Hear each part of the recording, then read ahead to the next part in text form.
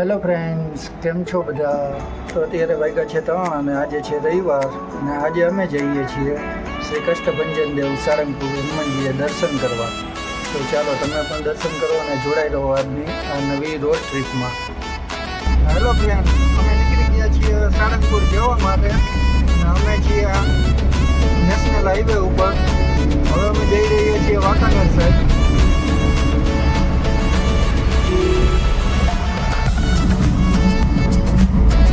જોઈ રહ્યા છો કે વાંકાનેર હાઈવે ઉપર ટ્રાફિક કેટલું છે.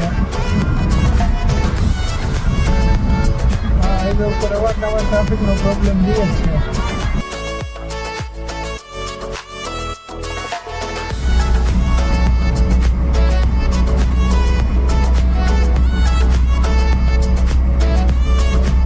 મોરબીથી સાળંગપુર જવા માટે આપણે પેટ્રોલ નાખવું આવી ગયું છે. આપણે અત્યારે છીએ નેશનલ હાઈવે 27 ઉપર.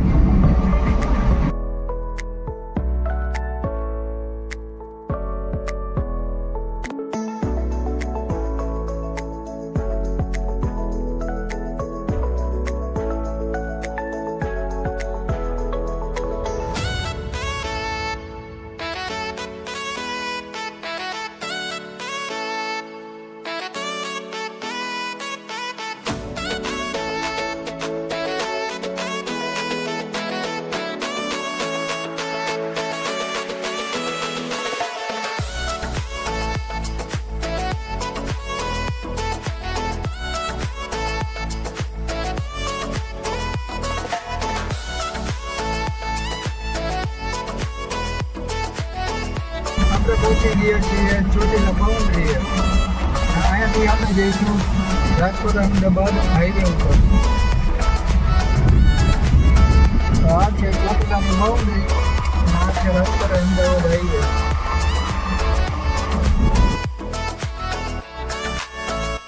તો આ રાજકોટ અમદાવાદ હાઈવે 6 લેનનો હાઈવે છે. આ છે રાજકોટ અમદાવાદ હાઈવેનો નજારો. જે સામે તમને ડુંગર જ જોવા મળશે. સામે તમને દેખાઈ રહ્યું હશે ચોટીલાનો ડુંગર.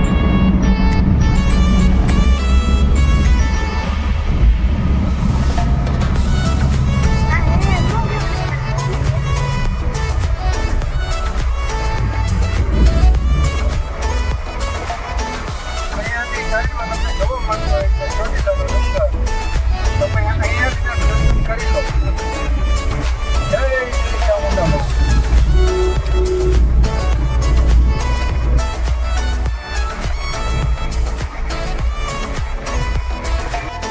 અમે છીએ અમદાવાદથી રાજકોટ વાળા હાઈવે ઉપર. અમે હું જાઉં છું સાથે મારી ફેમિલીને લઈને. એન્જોય કરતા કરતા જઈ રહ્યા છીએ અને તમે પણ અમારા બ્લોગને એન્જોય કરો. અને આવા જ વિડીયો જોવા માટે અમારી ચેનલને સબસ્ક્રાઈબ કરો. તો અહીંયા સાહિલા ઓવરબ્રિજની નીચેથી હવે બોટાદવાળા હાઈવે ઉપર જશું.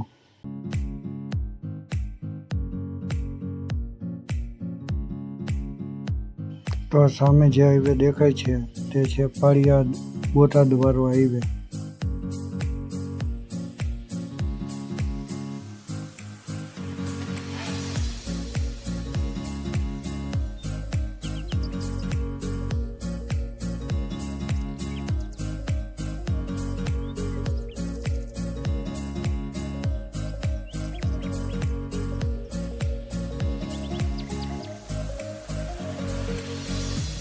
તો બોટાદવાળા હાઈવે ઉપર ચારો તરફ તમને લીલી હરિયાળી જોવા મળશે અને સુંદર સુંદર નજારા જોવા મળશે.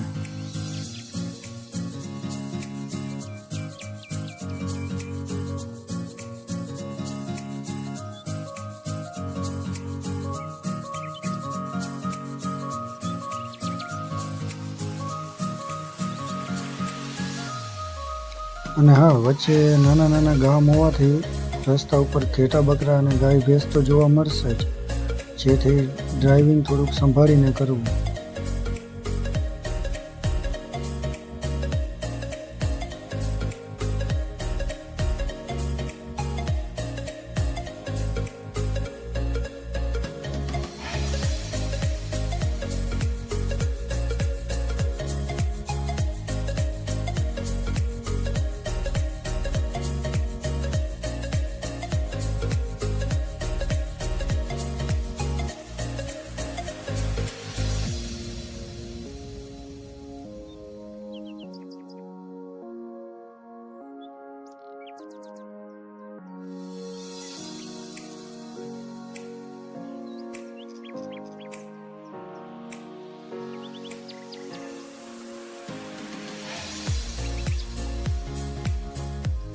તો આપણે બોટાદ સિટીમાં એન્ટર થઈ ગયા છીએ અને હવે જશે સાળંગપુર બાજુ.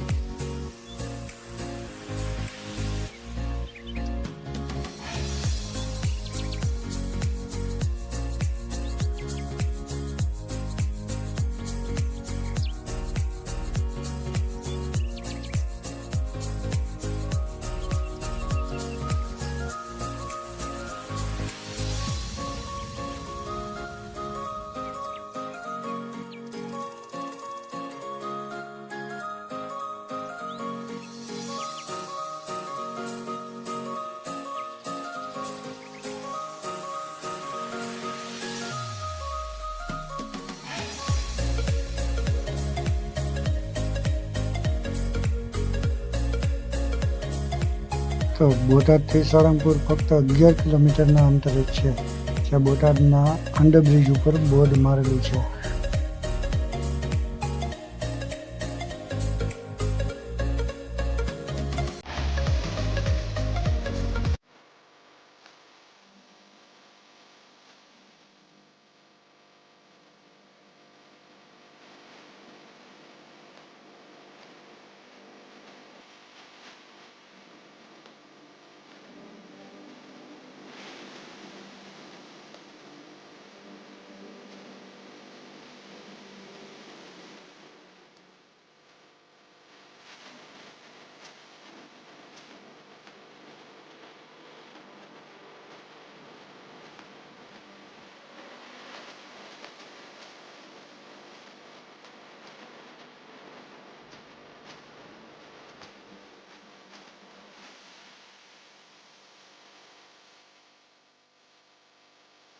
તો હવે અમે સાળંગપુર પહોંચવાની તૈયારીમાં છીએ. સાળંગપુર રહ્યું છે અહીંયાથી 8 કિલોમીટર.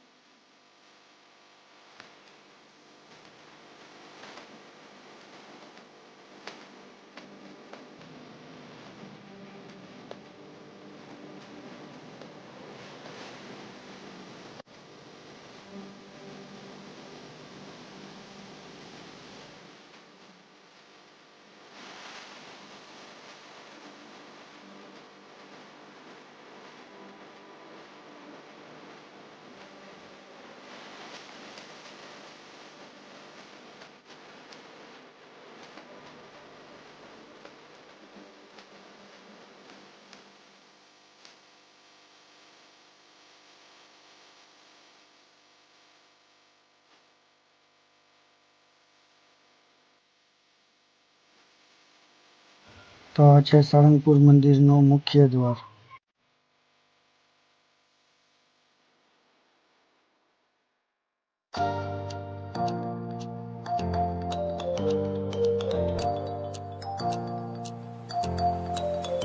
અત્યારે વેકેશનનો માહોલ હોવાથી સાળંગપુરમાં ભીડ તથા ટ્રાફિક જોવા મળે છે.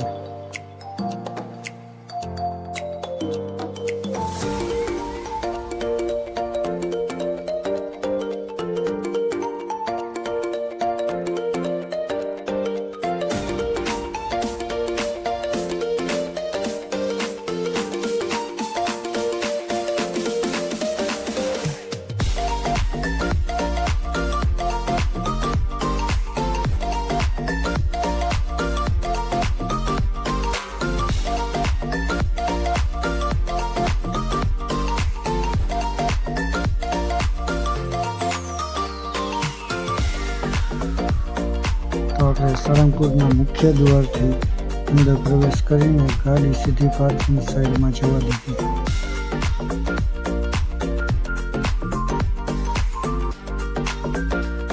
પણ વેકેશનનો માહોલ અને ભીડ જાજી હોવાથી પાર્કિંગ ગોતવું થોડુંક મુશ્કેલ હતું, પણ અંતે પાર્કિંગ મળી ગયું અને આપણે ગાડી પાર્ક કરીને સીધા ચાલી આવી મંદિર તરફ.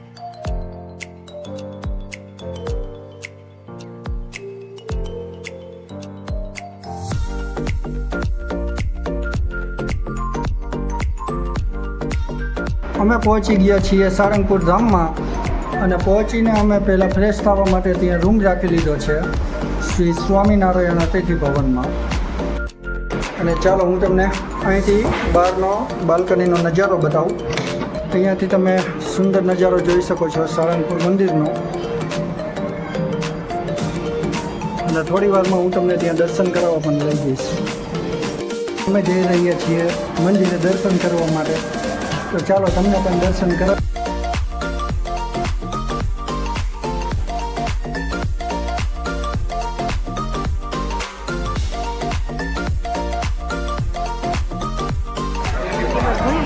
તો આપણે પહોંચી ગયા છીએ સારંગપુર મંદિરે, અને આ છે સારંગપુર શ્રી હનુમાન દાદાનું મંદિર. તમે જોઈ રહ્યા છો કે ટ્રાફિક બહુ જ છે. શ્રી કષ્ટભંજન દેવ સારંગપુર.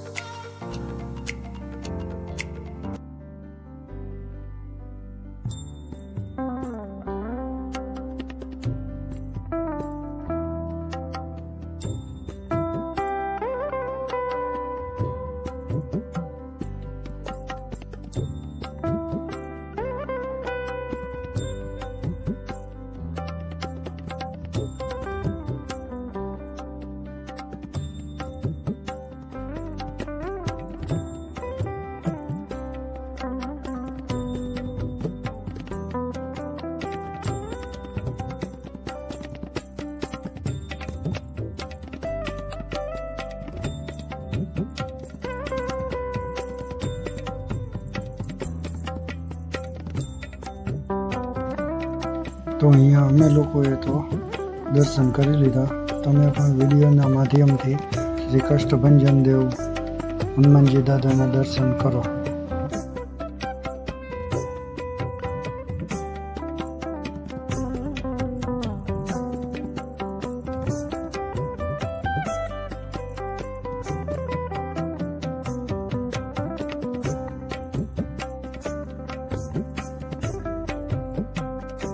સારંગપુરમાં હનુમાનજીના દર્શન થઈ ગયા છે, અને હવે અમે જઈ રહ્યા છીએ હનુમાનજીની મૂર્તિ પાસે જ્યાં નારિયેળ વધારવામાં આવે છે. અને તે પછી અમે જવાના છીએ ભોજન માટે, હનુમાનજીની પ્રસાદી માટે.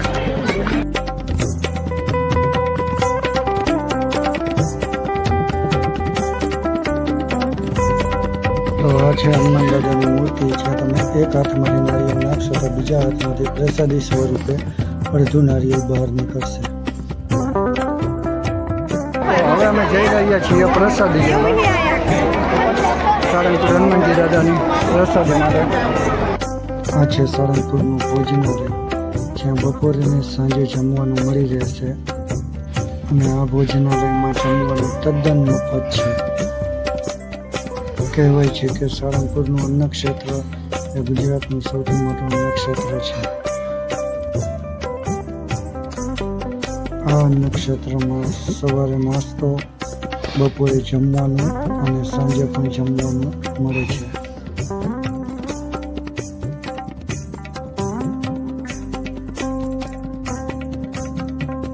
તો અમે પણ આજે પ્રસાદીનો લાભ લેવા ભોજનાલયમાં પહોંચી ગયા. અહીંયા એક પણ રૂપિયો લીધા વિના રોજે હજારો શ્રદ્ધાળુઓ ભોજન ગ્રહણ કરે છે.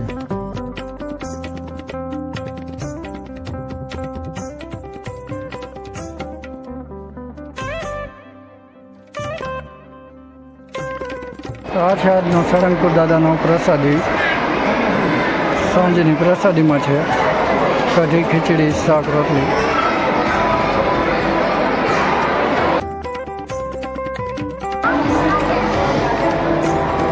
મસ્ત મજાની પ્રસાદી લઈ લીધી છે અને દેશમાં જઈએ છીએ. અને હવે તમને કરાવીશ દર્શન કિંગ ઓફ સારંગપુર. તો અહીંયા ભોજનાલયની બાજુમાં જ છે સ્ટોર, જ્યાંથી તમે ખરીદી પણ કરી શકો છો.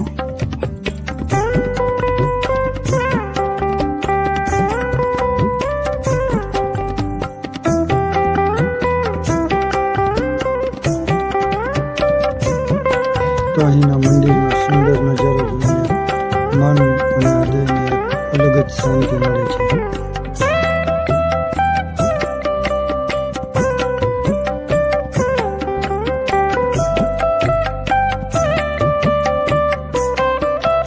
અહીંયા મંદિરની બાજુમાં જ ઊંચી હનુમાન દાદાની મૂર્તિ છે. આ મૂર્તિને કિંગ ઓફ સારંગપુરના નામથી ઓળખવામાં આવે છે.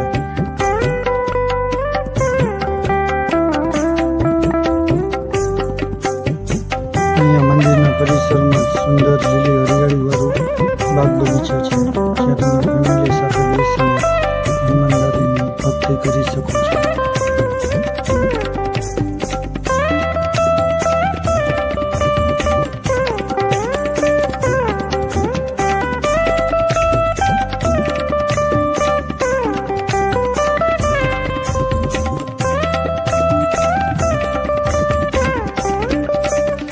અને હા, આ તો અમારી ટ્રીપનો પહેલો જ બ્લોગ હતો.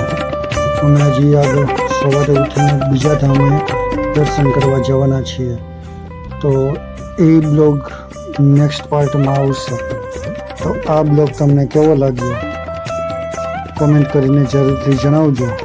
અને હા, બ્લોગ પસંદ આવ્યો હોય તો લાઈક, શેર અને સબસ્ક્રાઈબ કરવાનું ભૂલતા નહીં. અને નેક્સ્ટ બ્લોગ જોવા માટે નોટિફિકેશન ઓન રાખજો, જેથી કરીને મારો બ્લોગ પોસ્ટ થતાં જ તમને નોટિફિકેશન મળી રહે. તો મળીએ નેક્સ્ટ બ્લોગમાં. ત્યાં સુધી જય શ્રી કૃષ્ણ, જય શ્રી કષ્ટભંજન દેવ.